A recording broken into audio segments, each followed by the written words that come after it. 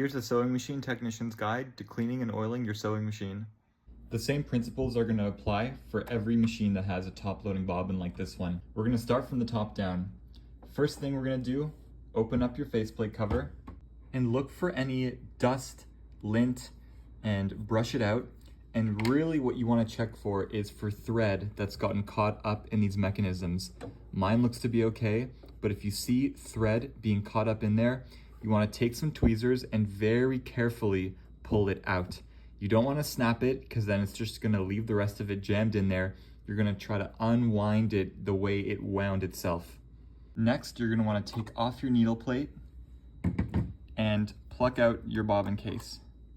So we're going to look in here. Mine's not too bad, but first you're going to start with brushing out big pieces and make sure that you're doing this in an upwards motion. What you don't want to do is accidentally push dust further into the machine. So you're going to start with kind of an upwards lifting motion to get all that stuff out. And afterwards, I like to go over it with a Q-tip. And that just picks up all the little specks that the brush leaves behind. You're going to want to do the same thing for your bobbin case. Clean it thoroughly with a Q-tip on all sides. One place you want to have a good look at is the tip of your hook. This is the part that actually goes behind the needle and forms a stitch. Often at the tip of the hook, it will develop burrs and rough spots from needle strikes and whatnot. This is going to cause all sorts of thread snagging, bunching up, all sorts of problems.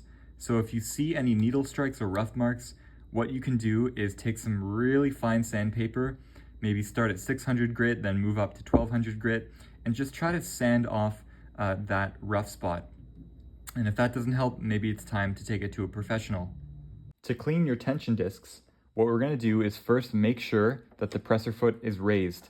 This makes sure that the tension discs are split apart and there's room for us to clean in between them. Now you're going to take a clean piece of lint-free fabric and you're going to floss it through the tension disc area.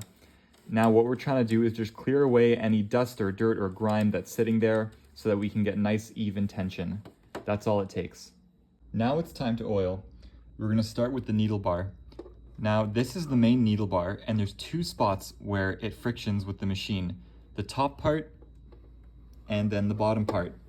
So you're going to want to put a tiny drop of oil on each of those spots.